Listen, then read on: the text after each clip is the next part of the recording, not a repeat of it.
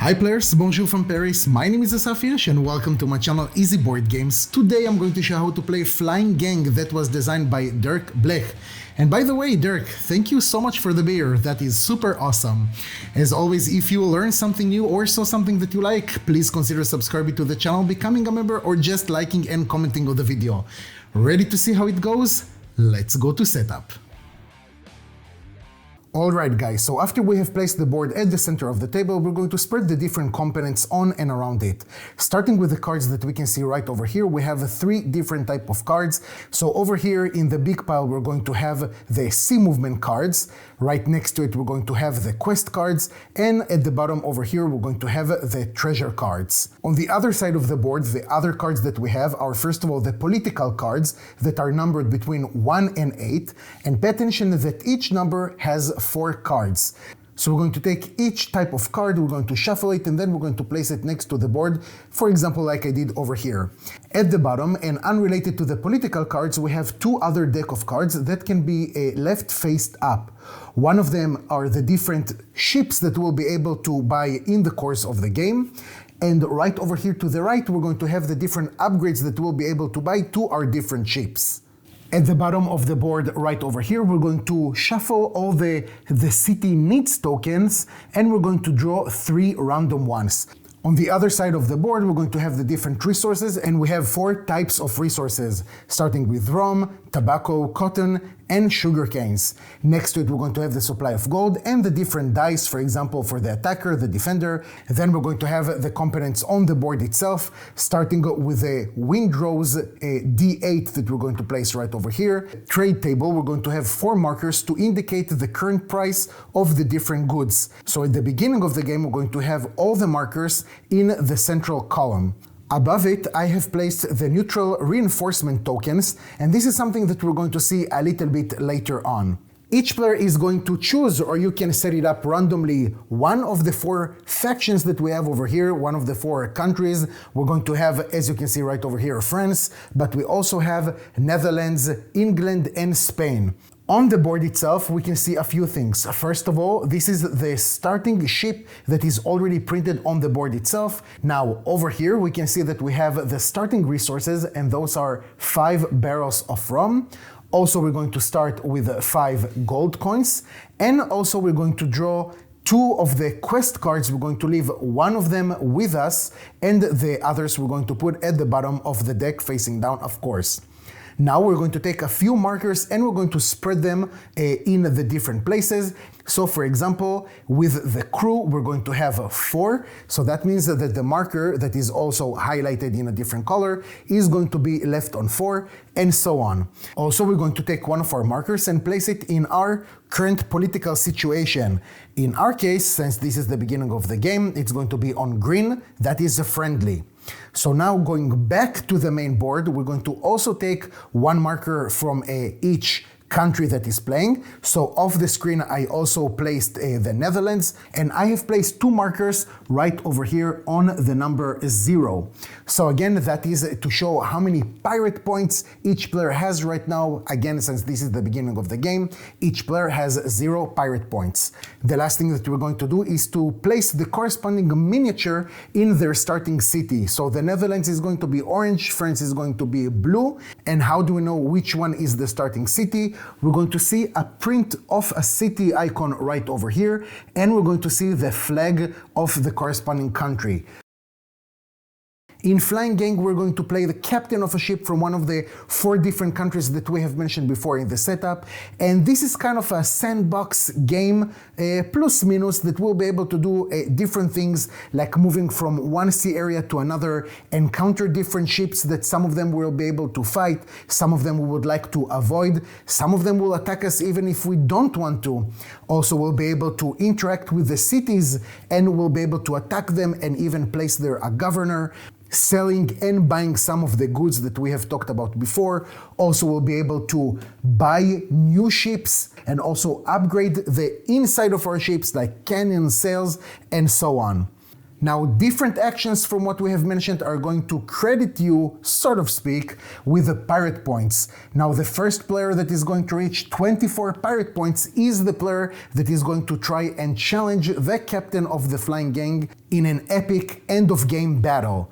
If after 8 rounds nobody has reached 24 pirate points, then the player that has the most pirate points will be able to fight the captain of the flying gang. If at that point that player has failed to do that, then the next player that has the most pirate points will be able to challenge the flying gang, and so on. So before we actually starting with the actions themselves, we need to choose who is going to be the first player. Since right now I live in Paris, I thought it will be just right for the French captain to be the first player. So the first player is going to start with taking the d8 and roll it. Now we can see that we have here number 4, and that is corresponding to this thing right over here. So first of all, we're going to have a bonus right over here, and that is something that is going to affect all the players. So we're going to go to the player board itself, and we're going to move up the token that represents the crew. Now we can see that number 4 is indicating the ROM. That means that the price of ROM is going up. So we're going to take the marker and we're going to place it right over here. Now the other thing that is going to happen is that we're going to look at the other dial of the windrows. We're going to ignore this sign right over here, but over here we can see that we have the cotton. So the price of cotton is actually going to drop. After that, we're going to draw the first political card. So since this is the first round, we're going to go over here to the pile of cards that is marked with 1. We're going to turn it to the other side, and we're going to resolve whatever we have over here. In our case, this is the 30 Years War card, and then we're going to have some flavor text over here, but the most important thing is the +2 gold for all in this turn. That means that all the players are going to take 2 gold from the supply, and they're going to take it to their own supply. And also we can see Flying Gang +1 to the hull strength. But this is something that is going to impact how the ship of the flying gang at the end of the game is going to pretty much look like.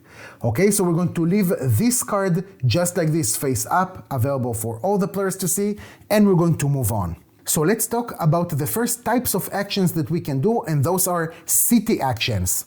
First of all, every time that you would like to do an action, and it doesn't matter which type of action, you will need to spend an action point that we can see over here on your board. Okay, so if the French would like to do right now a city action, doesn't matter which one, they're going to first of all exhaust 1 action point.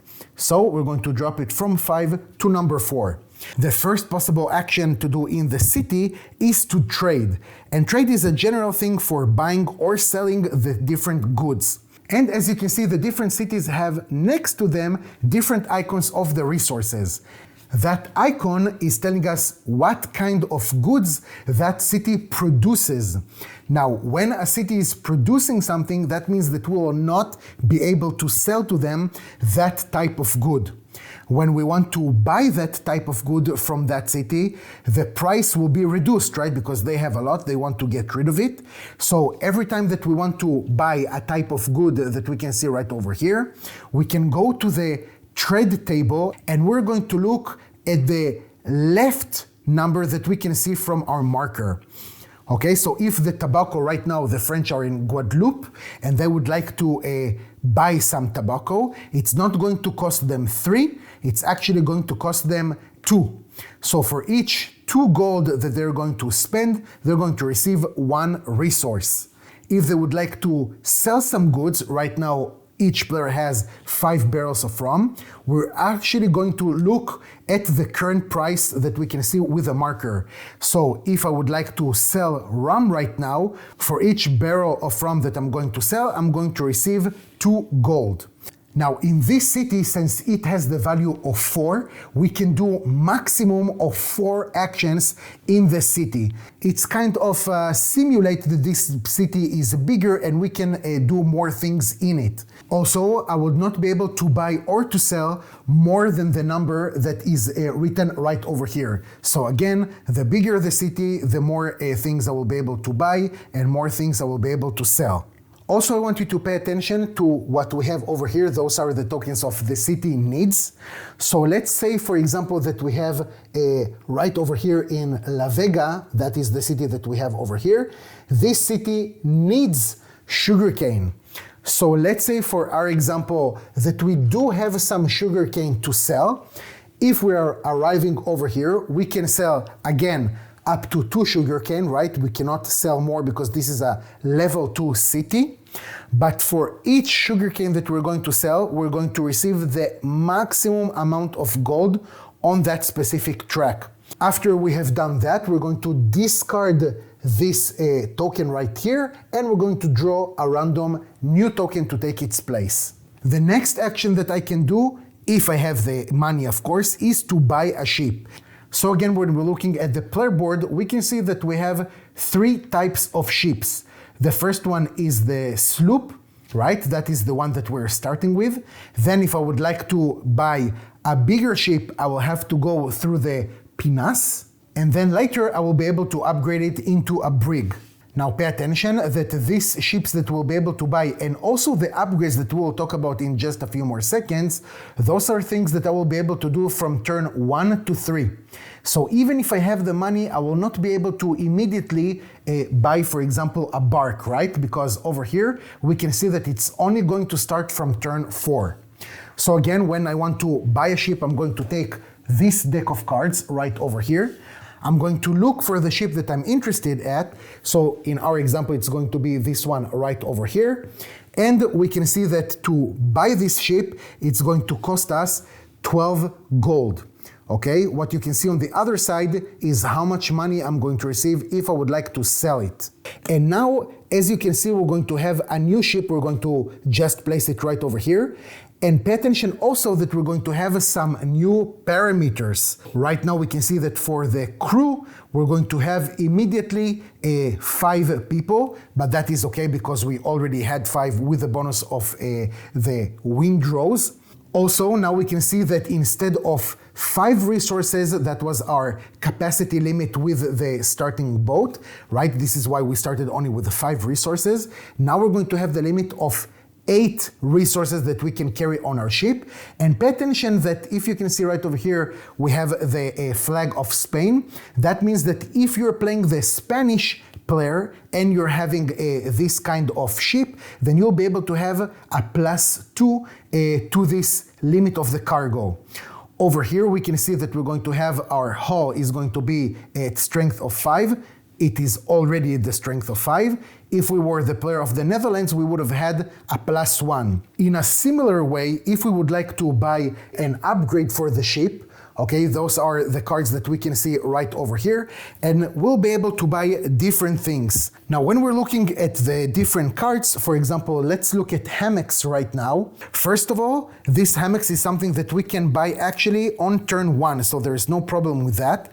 And I'm saying that because with different cards, we'll be able to buy them only starting from a specific turn. For example, the bronze gun is something that we'll be able to buy only starting from turn 4. This is also something that we'll be able to see right over here on the player board. Then we'll need to buy it in a city that has the value of 1. And also you can see what is the price that you're going to pay, and you're going to see what is the effect. So here in the hammocks, we're going to have a +2 to the crew, and that means that we're going to just move this marker and we're going to have it at a higher count. Now, these things are important because later when we're going to go into battles, we're going to unfortunately take some hits, and that means that our different markers are going to drop down. When they're going to drop to a certain different color, for example, yellow or then even red, it's going to impact our ship a lot until we're going to repair it. The next action that I will be able to do is to draw quest cards. So those are the cards that we have right over here. We're going to draw 2 quest cards. We're going to choose one of them to keep with us, and the other one is going to go under the deck of cards. Now pay attention that you can only have a maximum of 2 quest cards in your hands. Those are of course hidden from the other players until you're actually going to fulfill them. The last action that we can do when we're in a city is to repair our ship if it has taken some damage. But when we're talking about repairing ships, for example, we're already starting to include the political situation that we have right now, and that depends on how many pirate points we have, if we're in the green, yellow, red, or black. So let's put a pin in that, and we're going to go back to that after we have resolved at least a battle or two. So we finished with the actions that we can do in the city, and now let's start sailing into the open sea. So for each action point that I'm going to exhaust, I will be able to go from one sea area to another. So again, of course, that's pretty obvious. A sea area is an area of the sea that has the borders of a white line. So if I would like to start sailing over here to this city with my French ship, first of all, I would need to move to this area or to this one. That will cost me 1 action point. So I'm going to exhaust it by moving this marker up by 1 step, and then I'm going to move to the next sea area that I would like to go to. Every time that we're entering into a new sea area, we'll need to draw the first card that we have with the sea movement. Now we have a few types of sea movement cards. Let's start with the type of cards that you will probably see the most, and those are these cards that are just affiliated to one of the 4 countries that we have talked about. This card that is called Lanfranco, we can see that we have here the Spanish flag, also some stats of that specific ship, and some flavor text. Now, since we right now don't have pirate points at all, we have 2 possibilities. Either we're going to attack this ship, or we're going to let it go by just waving them hello. So if we're just letting them go, no problem. What we can do is just discard this card, right? Placing it next to the pile of cards, and then we can move on to exhaust more action points and do different things. And also we'll be able to battle them. So let's talk about combat a little bit. This ship, as we can see, has 3 guns. That also means that this ship has 3 hit points to take. Now each combat is going to last for 3 rounds unless you're going to decide to retreat. So let's say that the French ship decided to attack this Spanish ship. They're going to take 3 of the black dice, right? They're the attacker, and the defender is going to have 3 white dice. Take a look at the table that we have right over here at the bottom of the board, and we can see the different damage that the dice can do and how to mitigate that, okay? How to counter it completely. So for example, since you remember that the French now have a better ship, they're going to roll also 3 dice, right? They have 3 cannons. Let's see what's going to happen. So they're rolling the dice, and we have here these chain balls, right? We have here the ocean, and we have here a pistol. Now at the same time, of course, the defender is going to roll their dice. So we have here a shield, a pistol, and also the sign of the waves. Right now you can see that a pistol is going to damage the crew. The way to defend from it is if you have rolled the shield. The cannon is going to affect the hull, the body of the ship, and the way to counter it is to roll this symbol of the ocean. And this is something that is going to affect the sails, and the way to counter it is just by having on the dice these white sails. So let's see what's going to happen. This dice is actually being countered with this one. So both of them are going to go out for now. Both of these oceans are not going to do anything because nobody has rolled this cannon. So basically the defender is going to cause 1 damage to us, right? That means that they're going to kill one of our crew members. So we're going to take this marker right over here, and we're going to take it down by 1 notch. But we, on the other side, managed to do to them 1 damage. So it doesn't really matter what kind of damage we have caused them. They're going to have now only 2 more hit points to take before they're going to be destroyed. In order to mark that the ship has taken 1 hit, we're just going to take one of these gray markers that I have placed off the screen at the setup, and we're going to place it right over here. Now the attacking player is going to decide if they want to continue or they want to retreat. If they decide to retreat, that is no problem, but the defender is going to roll the dice one more time, and the player will have to take this damage without the possibility, of course, to retaliate, but that at least means that they have retreated from this combat. If they wish to continue to another round, there is absolutely no problem. We're just going to have the same procedure. After we have annihilated a ship in combat, a few things are going to happen. First of all, we're going to score some pirate points. If it was a normal ship, that means not a pirate or a pirate hunter ship, we're going to advance 1 pirate point on the tracker. If it was a pirate or a pirate hunter, we're going to advance 2. Also, what we can see over here is the loot that we're going to take. So on this specific card, we can see that we're going to have 4 rum, 2 tobacco, and 3 gold. And I just remind you that you cannot exceed the amount of cargo that you can carry with your ship. Another thing that is going to happen is that we're going to take one of these treasure cards for every ship that we have sunk to the maximum of 3 that we can have in our hand. On each treasure card, we're going to have a specific name that is going to be marked here. That's a name of a city. In our case, it's going to be San Tomas. That is actually right over here. And when we're arriving to this place, we'll be able to take a d6, roll it, and then see what is the result. From 1 to 5, we're going to take 10 gold and also score 1 pirate point. If we have rolled 6, which is exactly what we did right over here, someone already took the gold. That is unfortunate, and we're still going to receive 1 pirate point. Now pay attention that some of the ships have something that looks like this. Those are cannons with a red line around them. So that means that, first of all, if that ship is going to be hostile for us, so again, if we're on the green or on the yellow, pirate ships are going to be hostile for us. If we're on the red or on the black, that means that pirate hunters are going to be hostile for us. And the red cannons mean that there's going to be some sort of a surprise attack on us before the combat actually starts. In this case, what we're going to do is roll for the pirate ships 2 of these dice, and we will not be able to mitigate or to counter whatever we have over here, and only then the combat between us is going to start as normal.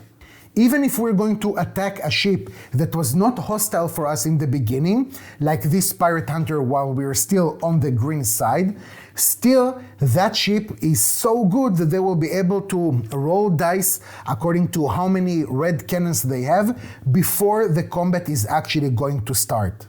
And we're going to continue like this and probably going to drown a few ships or avoid others. And we're going to climb over here with the pirate points until even we're going to move to a different political status with the different colors.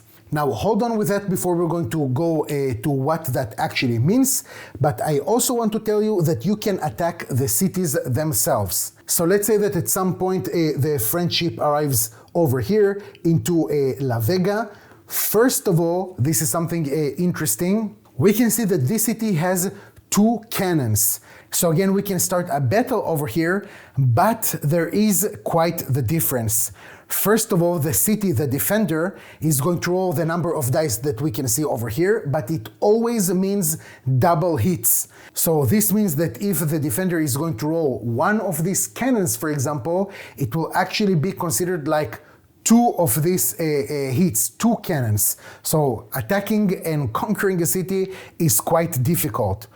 Also, if you want to cause damage to that city, okay, to drop their cannon to less than 2, okay, or even to 0, you will have to roll 2 of the same result of the attack. So if, for example, you're rolling this dice, right now you can see that we don't have here 2 symbols of the same in the offensive, right? We only have the defensive. So that means that we did nothing to the city.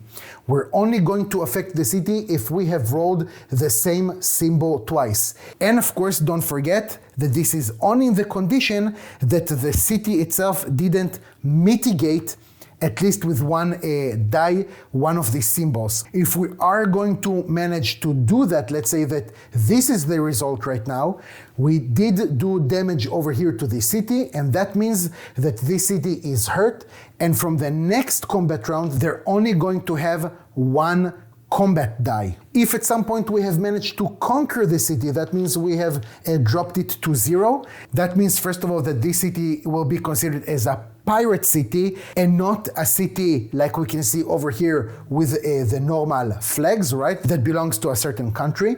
We're going to take one of our markers and we're going to place it right over here. So this is to represent that we have installed there a governor, and right now this is a pirate city. Also, when you're conquering a city, you're going to receive 2 pirate points.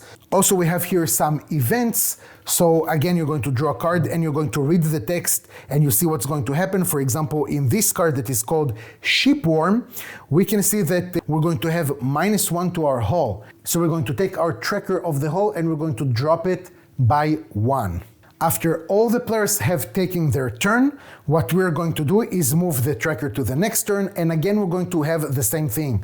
So the first player now is going to roll the die, and the first player is always the player that has the least pirate points from the other players. If we have a tie, then we're going to see who has the smallest ship, and if again we have a tie, is who has the least amount of gold coins. Now something interesting is going to happen starting from the 3rd round, and every time we're going to come across a ship, we're going to draw one of the tokens that correspond to that specific round number, and we're going to add that to the ship itself.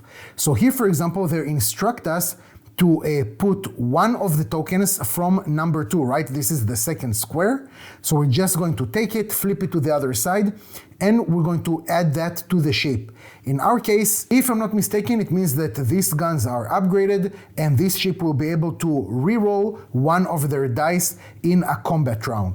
So this is what happens in rounds 3 and 4. What happens in rounds 5 and 6, we're going to draw from number 3 over here, and we're going to have 2 of those tokens. Every time you have finished using those tokens, you're just going to reshuffle them into their corresponding pile. Now we're going to have relatively a normal combat. If that player did not manage to defeat the flying gang, then they lost the game, and the next player just behind them will be able to fight the flying gang, but the flying gang is not going to be in its full strength. They're going to regenerate only to half of their full strength.